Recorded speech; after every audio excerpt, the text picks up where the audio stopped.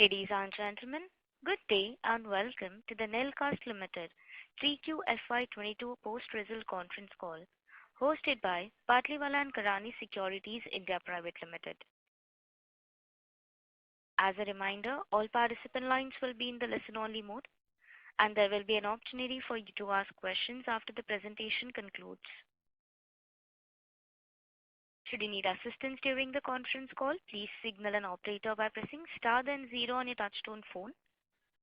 Please note that this conference is being recorded. I now hand the conference over to Mr. Anand Srinivasan from Batlivala & Karani Securities India Private Limited. Thank you, and over to you, sir. Thank you, Rituja. Good morning, everyone. Thank you all for joining us today, and welcome to Nelcast Q3 Earnings Concall. On the management side, we have Mr. Deepak, Managing Director, and Shivkumar, CFO. Certain forward-looking statements that we make today are based on management's good faith and expectations and beliefs concerning the future development. As you know, the actual results differ materially from these expectations as a result of many factors. I now hand over the call to Mr. Deepak, who will provide you with further insights on the results. Over to you, sir. Thank you, Anand.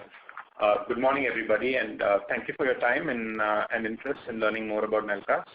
I'd like to start with a brief introduction of what we've seen in the quarter, what we're seeing in the current quarter, and then go a little bit more into the results that we have announced, as well as other information regarding the performance of the company. So the third quarter turned out to be actually a much more challenging quarter than what we saw at the beginning of the quarter. The primary reason for this was we saw a fairly large drop in the sales to the tractor industry. This came because OEMs were looking at reducing their production to dilute various amounts of inventory, because the sales in the festival season seemed to be lower than what they had forecasted. And therefore, this, while we are typically seasonal and have a seasonal blip in the tractor industry in H2, this seasonality this year was hit a little bit more than that. The commercial vehicle segment started to show signs of a gradual recovery in Q3. However, it was slower than what was anticipated. And our export segment also witnessed a slight slowdown compared to what we had seen in previous quarters, mainly due to chip shortages that impacted our end customers' ability to assemble vehicles. As we look forward, the commercial vehicle segment in Q4 seems to be quite strong. We're seeing a lot of optimism in the segment, and optimism also converting into a number of orders that we are receiving from customers. And while the tractor segment, we believe, will remain sluggish in the current quarter, we do expect the tractor segment as a typical seasonal recovery happening in Q1 of FY23. We also believe that the semiconductor situation is gradually improving. It has improved quite a bit in the last 2 or 3 months, and this will help boost our exports as well as our customers catch up on order backlogs. So given that, we believe that the recovery happening in the domestic as well as the global markets, as well as our new upcoming product launches, give us confidence to say that we will experience strong growth in the next few years to come. Coming to the numbers, in terms of our sales total revenue, our total revenue for the quarter, which is the third quarter of FY22, was 237 crores, as against a year ago, which was 188.99 crores. So this was a growth compared to last year of about 25.46%. If we look at it in terms of the overall year that we've had so far for the 9 months, our turnover stood at, in terms of total revenue, stood at 667 crores as compared to 396 crores. So a growth of about 68% approximately. In terms of our exports, the sales last year for the third quarter was at 38 crores, whereas this year, third quarter, we managed 54 crores. For the 9 months so far, we've done 166.93 crores as against 82.4 crores last year. And in fact, on 3 quarters, and in fact, the entire full year performance of 126 crores has already been exceeded this year.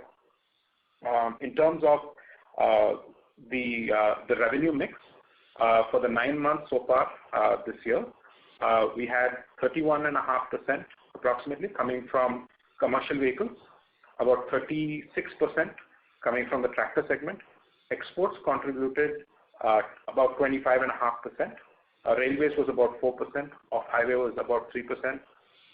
And that compares, fairly similar to where we were in the last year, other than the fact that there's been a drop of about 4.5% in the tractor segment, which has moved towards the export numbers.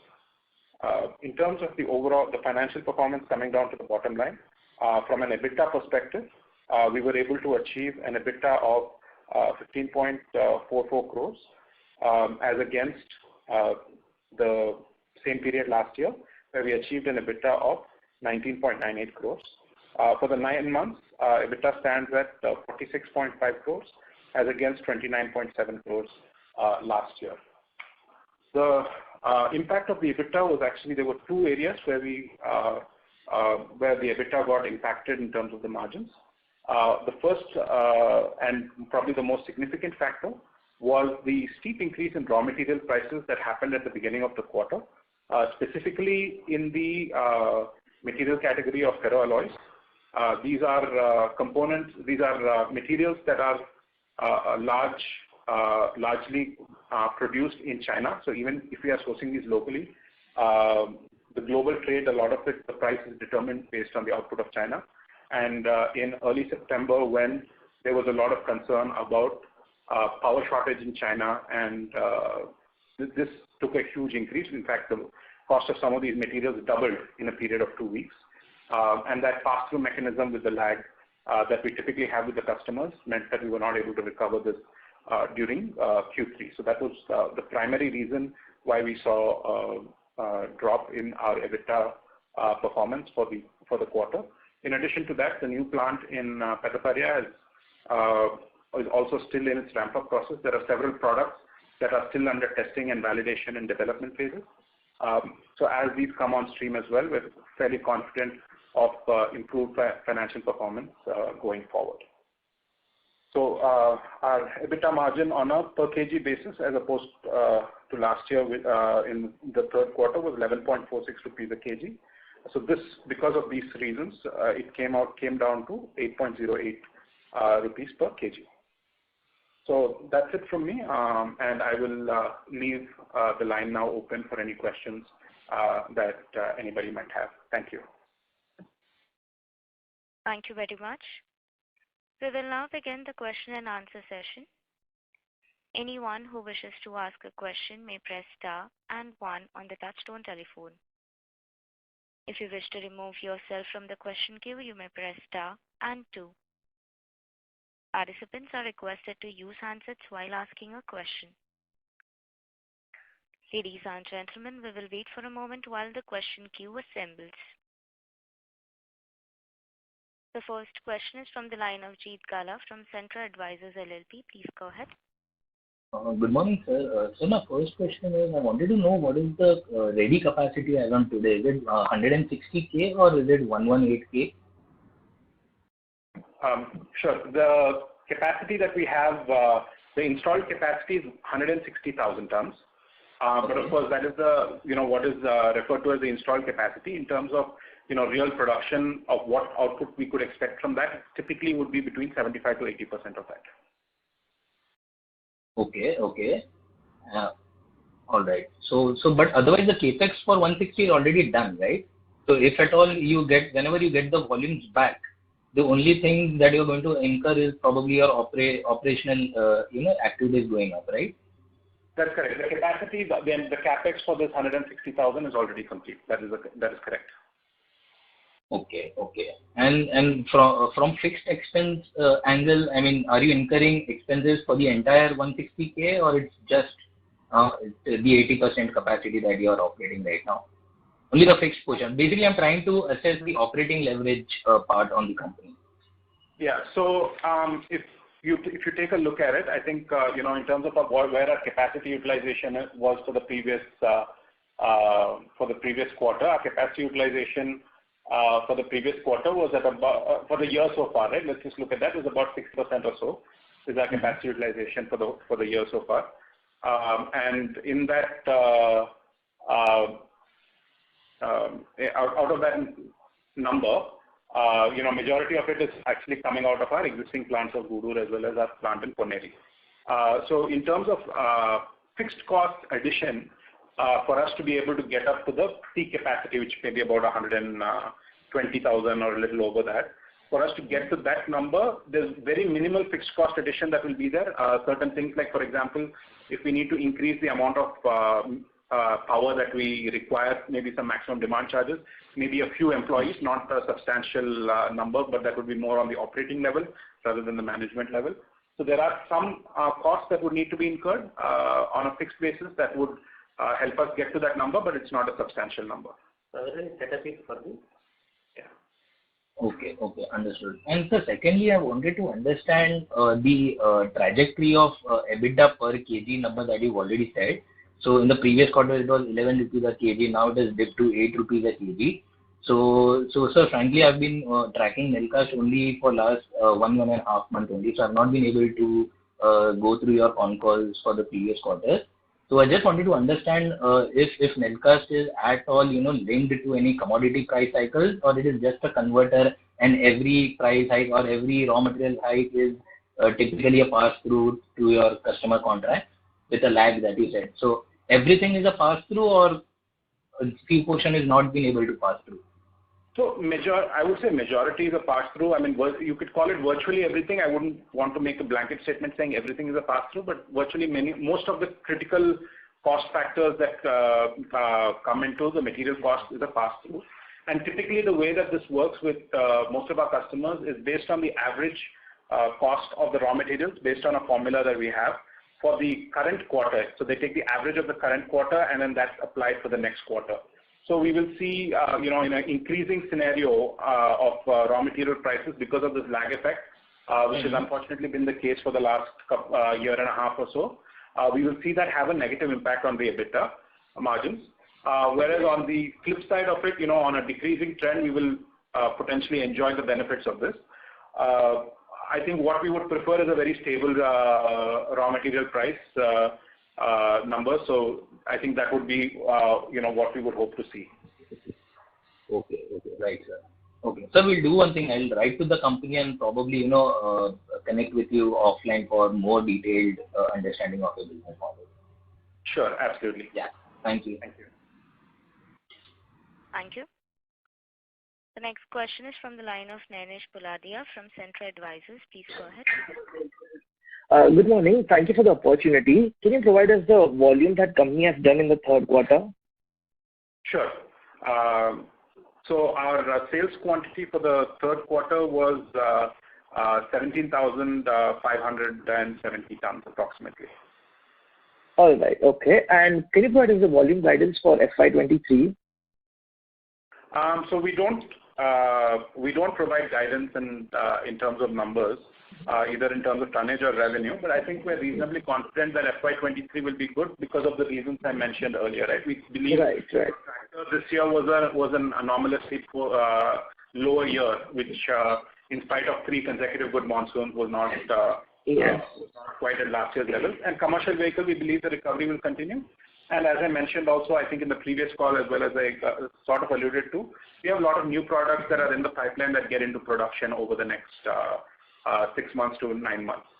So I think we're reasonably confident of a fairly strong growth trajectory, but we do not, as a matter of principle, provide guidance in terms of pure numbers. Okay. And one more question that I had is that we have observed a healthy cash balance in the balance sheet. So is the company looking forward to paying off the debt or considering any short-term investable opportunities? So I think, having the cash balance, as you talk about on our balance sheet, I think is an area of strength for us in terms of making sure in a cyclical market, even in the worst of worst markets, that we are a strong and stable company. And that's part of why we like to maintain this the way that it is. Okay. All right. And how does the company procure its coal requirements? Is it from FSA, e-auction or imports? Sorry, what you're talking about coal? Coal requirements, yeah, the raw materials. So our raw materials are primarily steel scrap. Our entire melting process is done through electric melting on furnaces. Okay. And so we do not actually have any coal requirements at all. So we purchase steel scrap, perhaps some quantity of pig iron. These are our primary raw materials, and then any alloying elements as required. We melt them electrically in induction furnaces, and therefore we don't have any requirement of coal. There's a little bit of carbon that we purchase, but that's not in the form of coal. That's to achieve the required chemical composition. Okay, so I meant the power sources actually to heat the heating requirements basically. From a power perspective, I think if you look at us right now at this moment, I would say about 55% or so of our power comes from renewable sources, which is through either primarily through a group captive methodology. That's about and primarily most of that comes through wind power. And the remaining 45 is purchased from the local electricity departments. All right. Thank you so much. Thank you. Thank you. The next question is from the line of Saket Kapoor from Kapoor and Company. Please go ahead. Yeah, namaskar sir, and dhanyawad sir for this opportunity. Sir, firstly, would like to congratulate the team, sir, that you have listened, you have heeded to our request of press release and providing us a lot of input that would have taken a lot of time during the Concall and repetitively being asked by us. So, firstly, sir, looking forward for this continuity in the business cycle. There will be ups and downs in quarters, but the format should remain the same going forward. So, congratulations to you, sir, and Shiva, sir, and also to the IR team. Sir, I have couple of points for the IR team. If they can connect with me post the call, would be sharing with them. Sir, even sir in the presentation, sir, if you could provide us going forward with the unit-wise performance also, and the tonnage, sir, for the tonnage part, coming to the questions, for this quarter, Q3, the tonnage is 17,570. What is the 9-month number, sir, and the comparative number last year? Okay.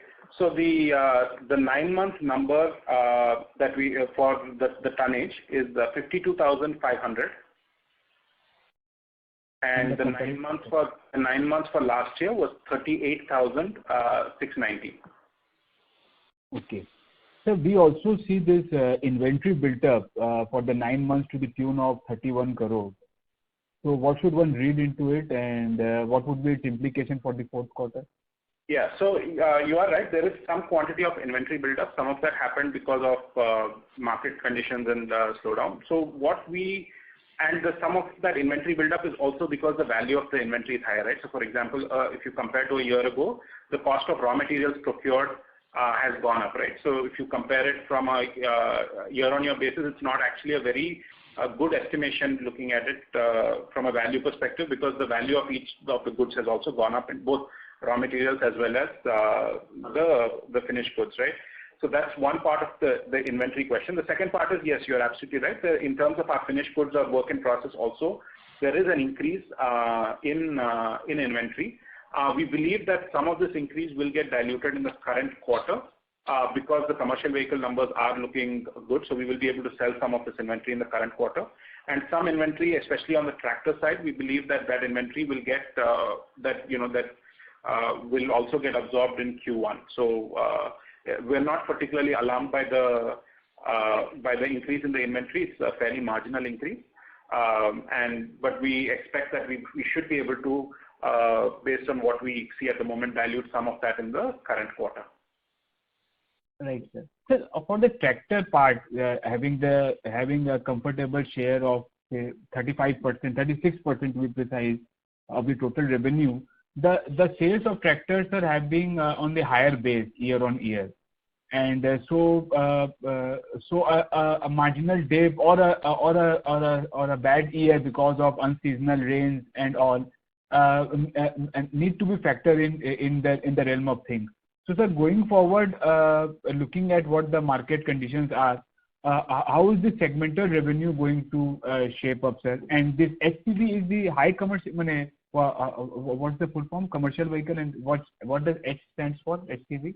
Heavy commercial vehicle. Heavy commercial, sorry sir. Yeah, heavy commercial vehicle is 32 and 36 is for the tractor. So going forward, depending upon the deliverable schedules, how is this mix going to change, and how is the tractor industry currently shaped? So tractor industry, I'll address that a little bit. So tractor industry, we've typically seen, if I look back the last decade or 15 years, we've typically seen the tractor industry be a little bit more stable than maybe some of the other segments, right? So we've seen, perhaps in a bad year, it dips by maybe about 10% or so. We've not really seen. We'll have to wait till the end of this financial year to analyze the current year and give clarity on the numbers. But over the past 10 years or so, we've not really seen it dipping by 20% or anything like that in past years. So it's been not such a scary cyclicality in the tractor industry that we've seen over the last decade and a half or so, if I would say. Now, so tractor industry is, I think, as long as rural economy remains a focus of the government, which I believe it always will be, I think tractor industry will do reasonably well. I don't believe that very high growth rates will happen, but I do believe that the industry will do reasonably well. What we are seeing, though, of course, is on the commercial vehicle side.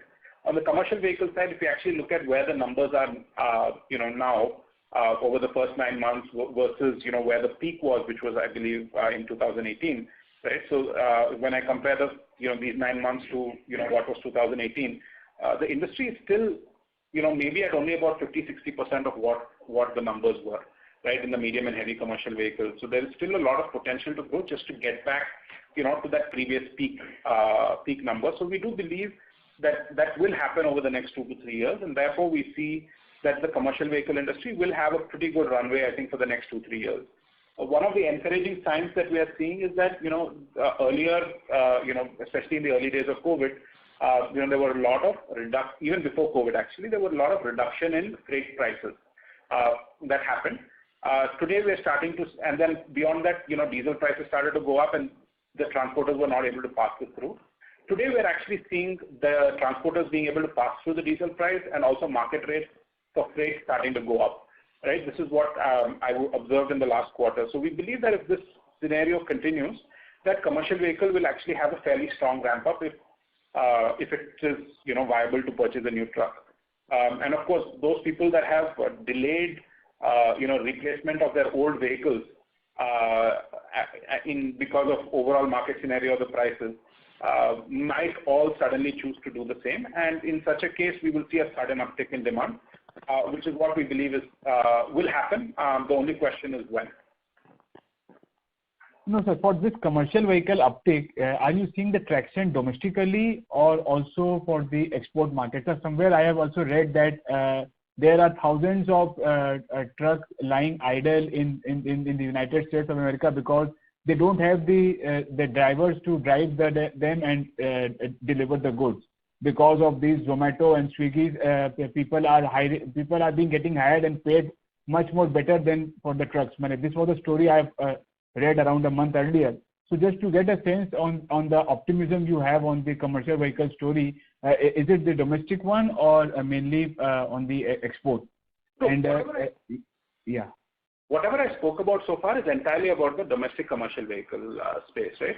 In the export space, looking both at North America and Europe, and probably more so at North America, the order book situation there is actually quite strong. So if you let's say, I'm just going to take 12 months that are the best 12 months, right, which is basically September of 2020 to August of 2021, the sale of Class 8 trucks was approximately 50% or a little more than 50% higher than what is average, right? So they have a huge amount of demand to the point, and they have a problem with semiconductor availability to the extent where waiting periods are in excess of 6 months for purchasing a truck, right? So there is a lot of demand for new trucks over there as well. Driver availability is a little bit of a question mark, but what I can see is also cost of transportation there in the US has gone up quite significantly. and there is a lot of driver idle time also, especially because of port congestions happening there, and the transporters are able to pass that on to their customers as well over there. So it seems to be quite a strong market in there, but it's again supply chain related issues and primarily semiconductors that seem to be the bottleneck at this point. So we believe from what we are reading in the press and what we're being told by our customers, that the situation has improved, but for it to actually get resolved and no longer be considered a problem will probably be close to the end of this year. Sir, a very short point. When we say in your press release that you have a very strong comment, and just reiterating, quoting you, we expect a very strong recovery to happen from Q1 FY23 onwards. So, sir, on the premise of that, sir, what are the schedules, sir, and what preparations have been done by us that we are able to foresee a very strong recovery from Q1 FY23 onward? If you could give us some color of the on the same. I want to clarify that statement actually, and maybe I could have worded it better. But the recovery that we're talking about specific to that statement is in the tractor segment, right? So we believe that compared to where we currently are right now in terms of production of tractors and our sale to the tractor industry, from a seasonality standpoint, as well as the fact that we are right now below what would be a normal season because of inventory build-up at the OEM end. We believe that Q1 will be quite a strong, and this is based on what our customers are telling us and the kind of advance notice on schedules that we're giving. So from a tractor industry standpoint, we believe to the best of our knowledge that the number of tractors produced will actually look to be something to the tune of double in Q1 compared to what it is now in Q3 and Q4. And so that's the statement I was making there. Perhaps I could have worded a little clearer, but that is specific to the tractor segment. Sorry to interrupt. May I request Mr. Saket Kapoor to please rejoin the queue? We have participants waiting for their turn. Thank you. The next question is from the line of Anurag from Edelweiss. Please go ahead. Thanks for the opportunity, sir. My question is on your margin. So basically, what we've seen is that, and kindly rectify me also, that, post-COVID, we were kind of, you can say in a trajectory where we were seeing close to double digit, over 9 to 10% of margins. I'm talking about EBITDA margins, okay? And now we are in the single digit. So my question is that basically, can you throw some light on how you would like to improve upon your margins, and what is the levers for that? For example, either we are looking at, let's say, some higher value-added products in our portfolio going forward, or some more cost rationalization. So what would be the levers for that, if you can just throw some light? Because that is very, very important for, let's say, increasing profitability and even our roles going forward. Sure. So what we like to do, Anurag, typically we like to talk about margins also in terms of on a per ton basis or a per kg basis. And the reason that we prefer to do that is also because of the raw material pass-through. So if you look at it purely on a percentage basis, if you look in the last year, there's been a huge increase in raw material prices that have gotten passed through, albeit at a lag, right? So let's say, for example, if our average was around 100 rupees last year, it's closer to 120 or 125 this year. So, on a percentage basis, it looks smaller. It would look much smaller than it actually is. Now, that being said, that's about the numbers per se, but I would like to get into the crux of your question, as in what is being done to improve the margins. So I believe one is in terms of the raw material side, the pass-through happening. So we believe that if the raw material regime is a little bit more stable, that we don't see any substantial increase or decrease in raw material prices, we believe that itself will have a positive impact on us because things will move in the right direction. The next thing that we're focused on is improving our productivity and our production output. So this will have a good impact in terms of absorbing our fixed costs. And also certain things such as our power consumption and all improve as our productivity improves, because the more efficient that we are, some of these so-called variable costs get even better. So we're doing a lot of new product development currently, and especially over the last 6 months to a year. And many of these products and projects are currently under the various stages of testing, and we believe most of these will get into serial production to bulk production over the next 6 to 9 months, and that will have also an impact on the overall volumes and margins and better absorption of the fixed costs as well as our productivity increase. And of course, this is also a key part of the fact that we have a new plant that was commissioned, less than 18 months ago, where our capacity utilizations are still low. But with these new developments that are happening, we believe that capacity utilization also will come to a reasonable number. Okay. So see, just to reiterate again, I just want to rephrase it. So for example, let's say on a per ton basis, we are doing, let's say, on a per kg basis, we are doing, let's say, X amount of EBITDA per kg. Okay. So how much from here on, for example, let's say if I'm doing 10 rupees per kg, and let's say the percentage terms, what possibly you expect internally, if you can just share that, okay, we want to reach from, let's say, 10 to 12 or 10 to 13 rupees per kg. If you can quantify a bit, because see, where I'm coming from is that, for example, for the casting companies and let's say the companies in your business, it becomes very, very important that until this we understand that, okay, there are some really good, some new value-added products coming in. Ultimately, otherwise, the trajectory will remain almost the same, and we have to, just look from a cyclical perspective of just material cost and the industry performance. Yeah, so I can give you a rough estimate and a rough idea of what we would like to do. So we believe that and this is of course assuming that it's a fairly stable material cost environment. Typically I think where we have been, if you look at us historically over the last few years, has been roughly somewhere around 10 rupees a kg or so has been kind of an approximate number that you could take. What we believe is now with the new plant as well as the improved product mix, we believe that it's fairly reasonable to expect that we should be able to improve on that by about 20% or so. And I would say that our ambitions and what we are working towards, both from a product mix standpoint as well as an internal cost management standpoint, is to try to push that as close to 15 as possible, which we believe is something that will happen in maybe the medium to long term, but I can't put any kind of dates on that. Okay. So, and my last question is on the export front. So we have doing considerable improvement and made considerable strides in the last couple of years on the export.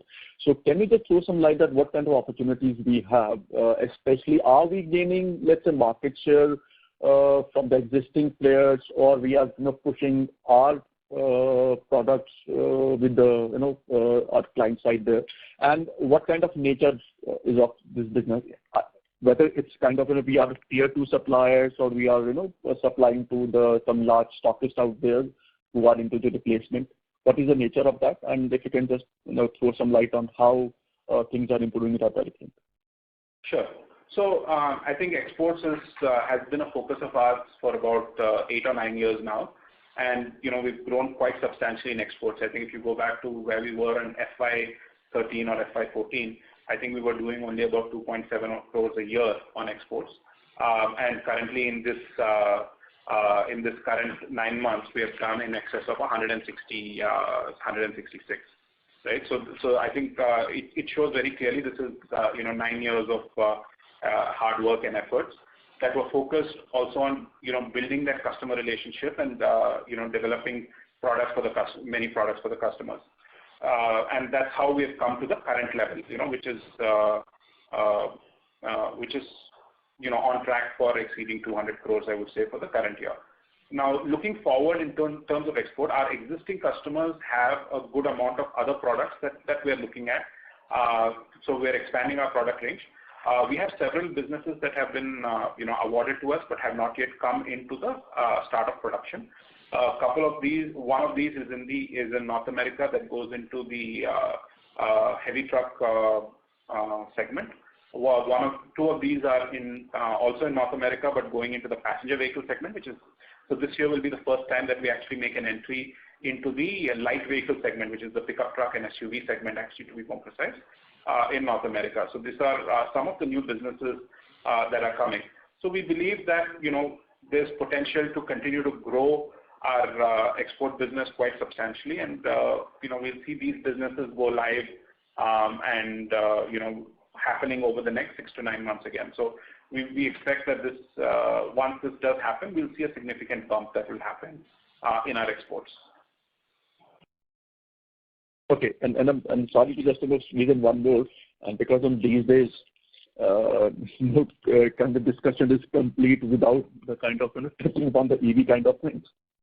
So in your business, from just a metallurgy science perspective, so are you looking at some of the products in catering to the EV kind of play where possibly there may be some changes in alloys and all that stuff? Any reading on that of yours if you have in discussion? And will it kind of materially, impact what I can say that, for example, let's say if you are supplying certain products now, in your understanding, that it's in the LCV side or let's say in the SUV, on the SUV front, because there are a lot of new product development on the EV SUV, there will be, any changes from the metallurgy perspective where people like you can have also opportunity in providing some new products? So in terms of iron castings, we're pretty much producing almost, I would say, the entire range of metallurgies that are commercially used in the world. So I think from a metallurgy standpoint, we don't really see much issue in terms of EV, because whatever we have in terms of EV products, the metallurgy that those products demand are already within our product range. Now, in terms of the product specifically, so if you look at where our business stands, both in terms of domestic as well as exports, broadly the passenger vehicle LCV or the SUV segment is very small for us. But when we look at commercial vehicle, tractor, and off-highway, I think there are two aspects to it, right? One is we don't believe that there's going to be a large-scale adoption into EVs that will happen in a very short term. But if that does happen, right, it's possible that there could be a breakthrough in battery technology, something like that could happen. We actually believe that will be beneficial for us. So if you look at the commercial vehicle segment, the components that we produce are primarily going into the axle or into the suspension.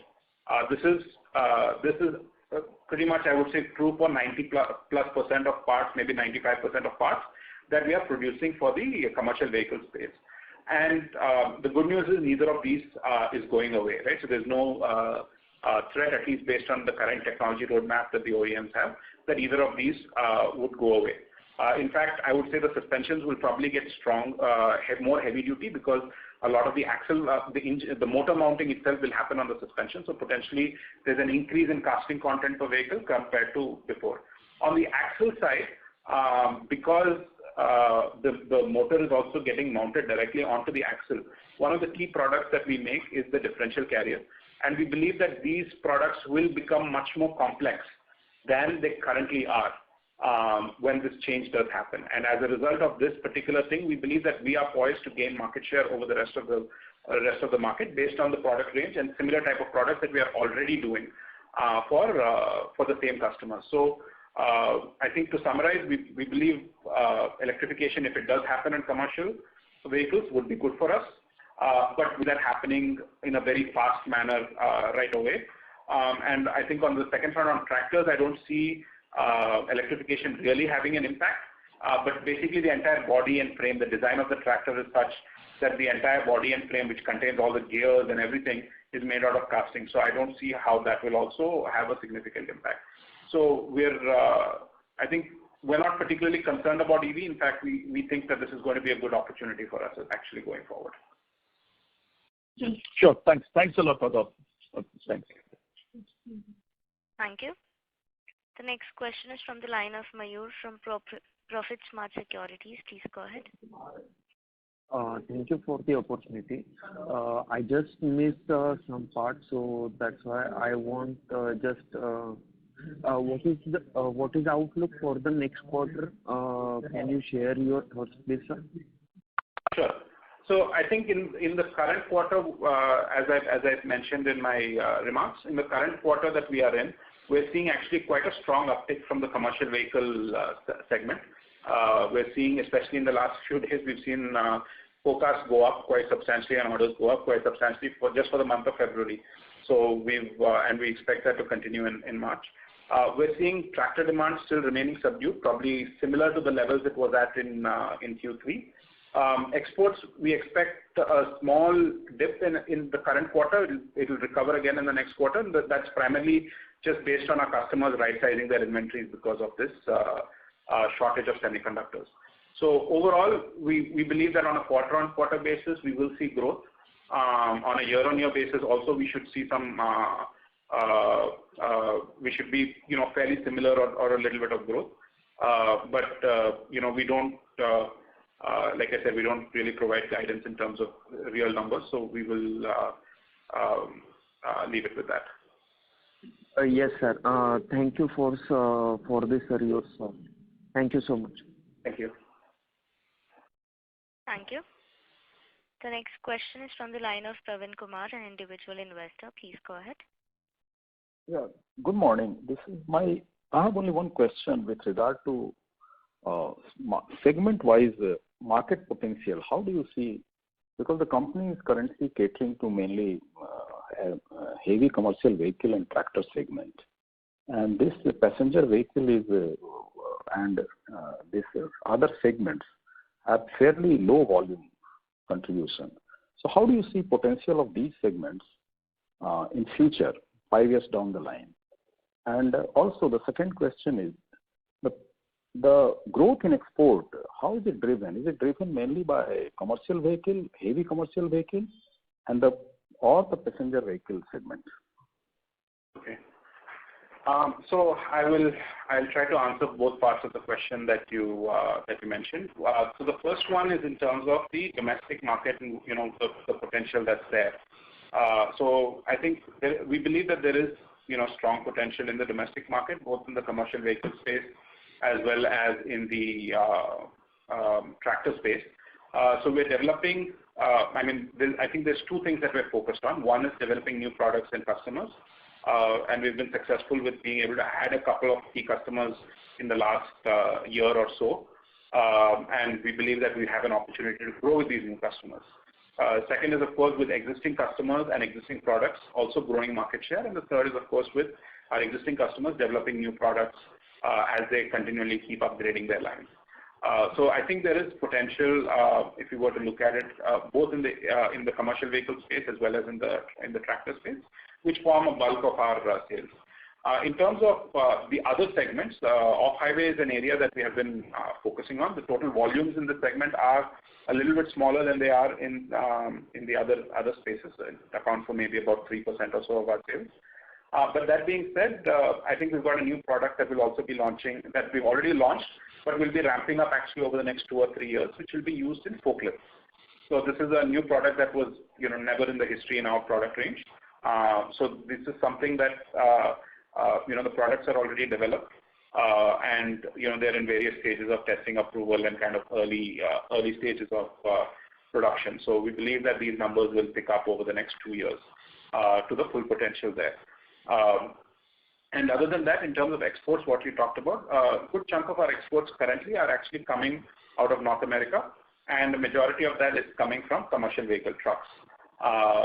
Not just Class 8, but also in the other classes, Class 6, 7, and 8. We have a lot of trucks, a lot of material that's going into trucks.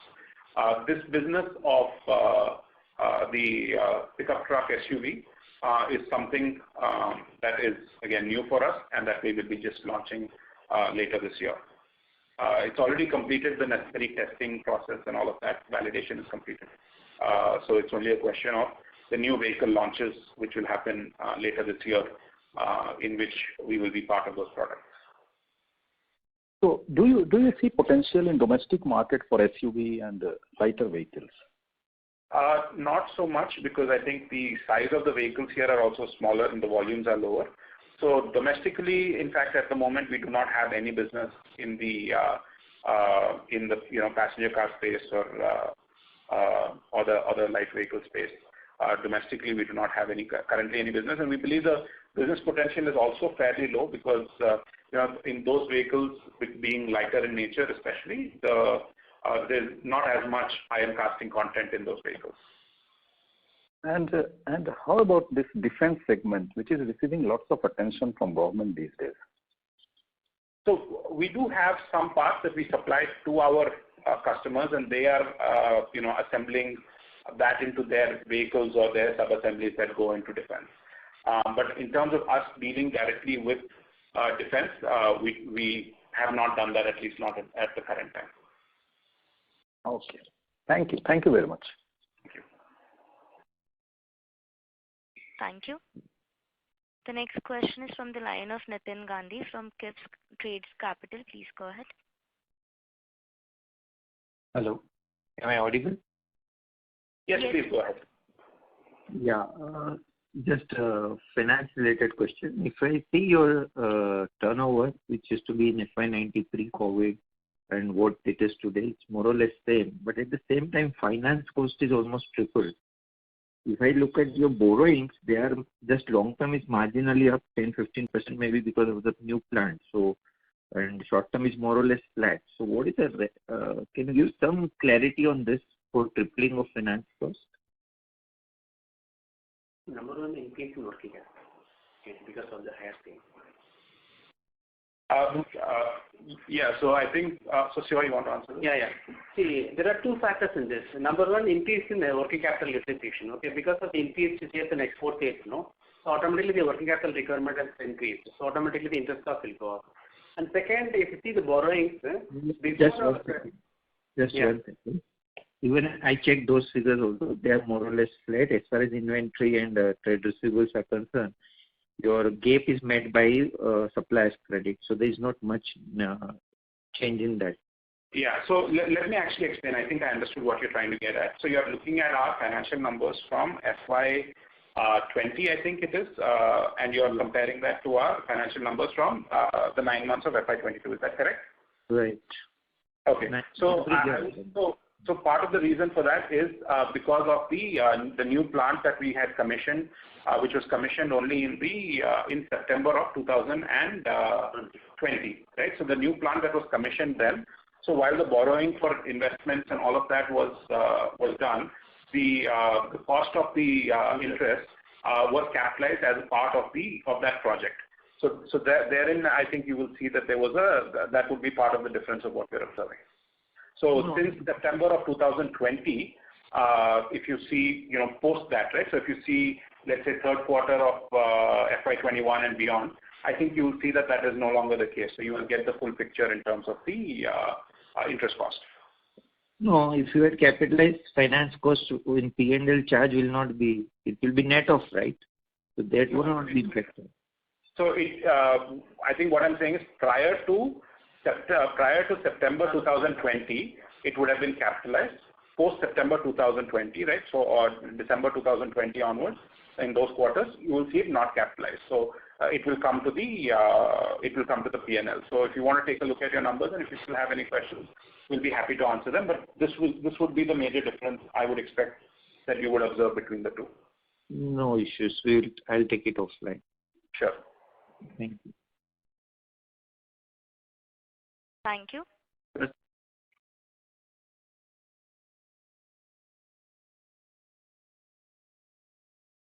The next question is from the line of S. Paul, an individual investor. Please go ahead. Hi. Am I audible? Yes, please go ahead. Hi, sir. Good to hear a lot of comments on how the business is shaping. So as I understand, I would like to put it this way: what is the biggest risk that you think that you would have, probably if you consider probably 1 year from now? What is that makes you lose your sleep? I mean, in terms of business risk, otherwise. I think we're probably, what we believe is that we've seen the bottom of the cycle, and the cycle is starting to recover, right? So I see the biggest risk is potentially some sort of a regulation change. I think this is the one thing that caught us a little bit blindsided in 2018 when it happened, which was the axle norm change. So things like that we cannot forecast, that will have a significantly negative impact on the overall market, is what we see as the biggest risk at this point of time, I would say. Okay. And sir, on the fact that it's also heartening to hear that the exports are increasing. But the previous speaker also put a point wherein the finance costs were increased. So I would like to understand from both from a business point as well as from a financial point. So is it more like a lucrative margins for you in the exports front, or how is it like? Because otherwise it has a longer lead time, and probably if domestic fetches you the same margin profile. So would you want to throw some light on that? So export does have a higher return profile for sure. The pricing is better on the exports, perhaps excluding a few parts that were more in terms of entry pricing that may have been there in the past. But exports is definitely a more lucrative business purely from a margin perspective. But one thing that we do have to keep in mind also is in terms of the working capital cycle for exports is higher than it is for domestic, right? Because it's typically, I would say, closer to a 150-day period by the time we receive the payment for it, as opposed to 60 to 90 days, which is typical for domestic. So you still would think that probably net to net, considering the 150 days versus vis-a-vis a 60-day cycle, you would still prefer exports over domestics, or is it like case-to-case basis? From a margin perspective, I think that's a fair statement to make. Typically for exports though, in the first year, sometimes, there are some unforeseen costs of quality and other things till, the initial production stabilizes. But going beyond that, undoubtedly, I believe that, with at least the product profile that we have, exports is a more lucrative in terms of helping the margins. Sir, having studied your business for some time, I think you do not have any services contribution. So do you plan or is there any possibility to have some kind of O&M or perhaps any other services, because those are more sticky in nature compared to the product?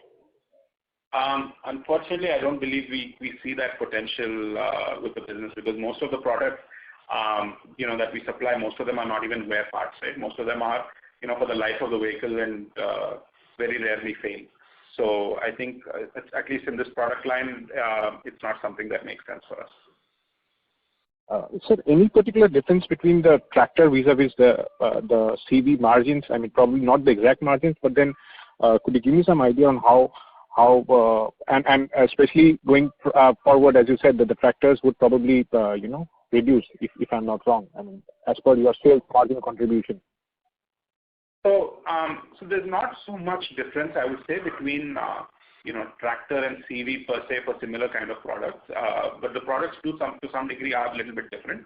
Tractor uses more of gray iron parts, which are not as strong as ductile, and SG iron parts are used a little bit more on the commercial vehicle side, which have a slightly different cost profile, and also in terms of margins, maybe marginally better. So other than that, I wouldn't say that there's any significant difference between the two. Tractor, we believe, we don't expect tractor to drop off in any given year, and we don't expect it to shoot up substantially.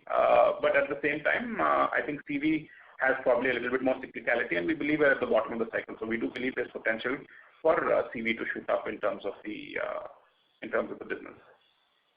The idea was more like going front, as you say, that if CV is stronger, then probably the margin contribution by tractors should come down, assuming it stays as it is, or goes better the tractor. So probably as an investor, probably I should not look it more towards the margin profile. It's just your internal, the way it is. Is that correct? I mean, tractors vis-a-vis the CV. Yeah, I don't think really it's significant enough in the margin profile to try to nitpick at it. Fair enough. And so if you could probably just share the 9 months net debt position, that would be kind. I think that is missing in the presentation, if I'm not wrong. If you could give me. I think that's typically something that's done on a half-yearly basis. So I mean, if you have the numbers with you, could you share that, or? I don't at the moment. Sure. I apologize for that. I'll connect offline. Thank you, sir. All the best. Thank you. The next question is from the line of Anand Srinivasan from Batlivala and Karani Securities. Please go ahead. Yes, sir. So we wanted a broad view on what is the iron content in an MHCV and a tractor. How different is it? And secondly, what is the content difference in an MHCV in India and say an MHCV in US with respect to the iron content? Okay. So if I look at MHCV, so I'll talk about tractor first. I would say typically if you were to take a typical tractor that's in the market, I would expect that you would see iron content, right? Ductile and gray iron content. That is probably something around 600 kgs or so per vehicle. That is roughly what I would expect to see. Maybe about 100 kgs of that will be, on the engine side, and the rest would be on the transmission and the axle side of it. So roughly speaking, that's what I would expect to see is about 500, 600 kgs or 700 kgs per vehicle is a rough estimation of the weight. On the MHCV side, it's actually quite variable depending on the type of vehicle that is. So if you get, let's say for example, you get an 8x4 vehicle with, which is a tipper vehicle with a bogie suspension. If you were to take that, you could potentially be as high as 1,800 kilos or even more than that from a weight perspective. So, or if you were to go for, let's say, a 14-ton or a 12-ton vehicle, intermediate commercial vehicle, that number could be as low as maybe around 300, 400 kilos. So it's a fairly wide range. I think maybe we could consider an average of something around 1,000, but it depends also on the number of axles that are there. It depends on the type of suspension that's on it, and it depends obviously on the size of the engine. So a variety of different factors, but from a range perspective, probably 400 to 1,800 kilos here. There is probably closer to maybe about 600 to 700 type of number. Sure, sir. I just wanted to know, generally the talk is that in electric vehicles, battery weight is, kind of heavier, which makes the vehicle even more heavier. And but what you mentioned some time back was that the iron content is expected to increase in electric vehicles, which can also add on to the weight, right? So how does it? Many competitors are talking around, trends like lightweighting, where they are shifting to lighter weight materials to provide the same function. I just wanted your views on this. So it's what we're seeing does sound a little counterintuitive in terms of the lightweighting part of it, right? Moving a little bit more towards iron, or the iron getting heavier. But there are a lot of components that are actually disappearing, right? So while some specific components that we're doing might get heavier, there are several other components that will disappear. For example, the size of the transmission in an electric vehicle is much, much smaller than the size of an internal combustion engine, right? So, but the reason why we see also our products going up is because they have additional functionality. Now, in addition to just passing power onto the wheels from the prop shaft, there is no prop shaft anymore. Instead, there is the motor is mounted and a couple of gears are mounted directly onto the axle itself. So therefore, in the product profile that we're in, we believe that it will only increase. But that being said, as an overall, especially when you look at engines, internal combustion engine and other things, as an overall, it might come down. And the second part of it is also typically on an electric vehicle with the type of motors that are there and all of that. It's quite exciting the kind of torque they're able to generate. So in order to be able to withstand that torque, there's also a lot more stability in the part that's required, which is provided by iron. Sure, sir. That was very helpful. Thank you, sir. Thank you. Thank you, Anand. Ladies and gentlemen, this was the last question for today. I would now like to hand the conference over to the management for closing comments. Thank you, everybody, for joining us. We appreciate your time. I think we've seen a fairly interesting quarter, challenging for sure. We do see a lot of great potential ahead, and we hope that with a little bit of support in the market, we'll be able to achieve that potential. Thank you all very much, and we look forward to continuing to talk to you every quarter. Thank you. On behalf of Batlivala and Karani Securities, that concludes this conference. Thank you for joining us, and you may now disconnect your lines.